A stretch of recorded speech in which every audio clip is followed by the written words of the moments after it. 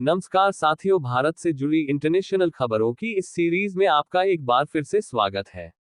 कुछ important highlight खबरों की बात करें तो बांग्लादेश में जो परिस्थितियां घटित हो रही है इसने दुनिया भर के देशों का दिमाग हिलाकर रख दिया है। और बांग्लादेश में इस समय जो हालात चल रहे हैं, शायद इसके बारे में भारत को पहले से ही मालूम था। इसलिए भारत ने बांग्लादेश के चारों तरफ मिलिट्री बेस को बना रखा है और वहां पर अब लगातार भारत के द्वारा सेना भेजी जा रही है, जिससे इस समय बांग्लादेश चारों तरफ के बॉर्डर से भारत द्वारा घिर चुका है। फिर चाहे आसमान हो या फिर समुद्र या फिर जमीनी इलाका ही क्यों ना हो, इन सभी में भारत की मजबूत पकड़ बनी हुई है। इसके अलावा भारत भी शेख हसीना को अपने देश में शरण देकर बुरी तरीके से फंस चुका है, जिससे भारत और बांग्लादेश के बीच रिश्तों में दरार आ सकती है। भारत और बांग्लादेश के बीच जिस तरीके से हालात चल रहे हैं, इससे भारत पर कहीं ना कहीं बुरा इम्पैक्ट पड़ रहा है। बांग्लादेश के सुप्रीम कोर्ट बार एसोसिएशन की तरफ से भारत पर प्रेशर बनाया जा रहा है कि भारत शेख हसीना और उनकी बहन को गिरफ्तार करके वापस बांग्लादेश में भेजे दे। बांग्लादेश का कहना है, हम भारत के लोगों के साथ अच्छे संबंध बनाए रखना चाहते हैं, इसलिए शेख हसीना और उनकी बहन को गिरफ्तार करे और उन्हें वापस बांग्लादेश भेज दें। यानी कि या तो भारत शेख हसीना को अरेस्ट करके उनके देश वापस भेजे या फिर भारत बांग्लादेश से अपने रिलेशन को तोड़ दे। भारत के पास यही दो ऑप्शन है।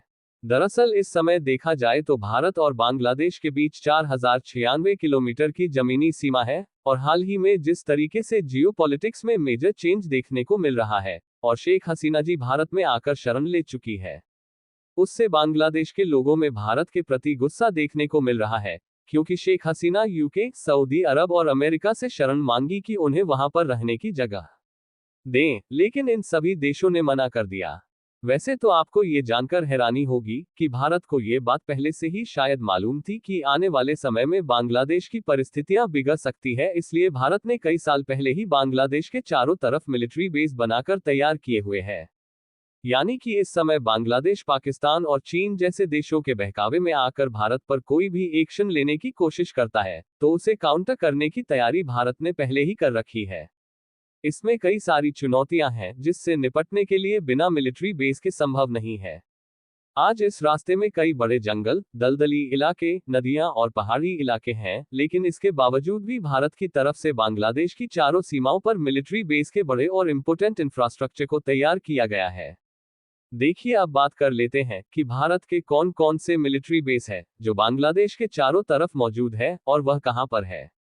सबसे पहले वायुसेना के एयर बेस की बात करें तो इसमें पहले नंबर पर आता है खासीमारा एयरफोर्स बेस, जो कि बांग्लादेश की सीमा से मात्र 20 किलोमीटर दूर पश्चिम बंगाल में बनाया गया है। और दूसरे की बात करें तो वह है बागडोगरा एयरफोर्स बेस, और यह एयर बेस भी बांग्लादेश की सीमा से मात्र 30 किलोमीटर दूर पश्चिम बंगाल में मौजूद है।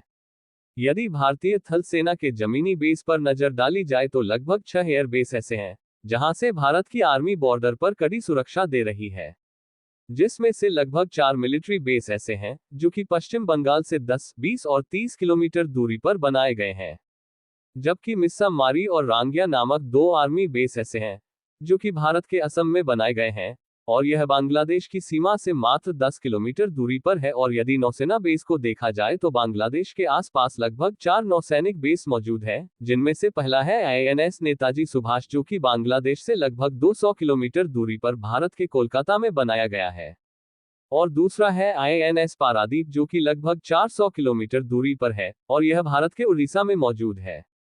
और बाकी के 2 नौसैनिक बेस अंडमान निकोबार और तमिलनाडु में बनाए गए हैं, जो कि बांग्लादेश से 1200 किलोमीटर दूरी पर है। और इस रिपोर्ट को देखें तो इसमें साफ साफ बताया गया है कि बांग्लादेश के लगभग 500 लोगों ने भारत में एंट्री करने की कोशिश की, लेकिन भारत की बॉर्डर सिक्योरिटी फोर्स की तरफ से उन्हें वापस लौटा दिया गया है। भारत को शायद पहले से ही मालूम था कि आगे चलकर बांग्लादेश के साथ यह घटनाएं घटित होने वाली है।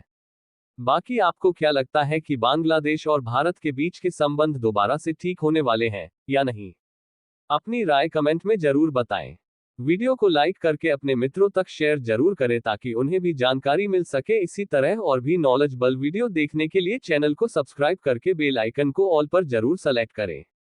जय श्री राम।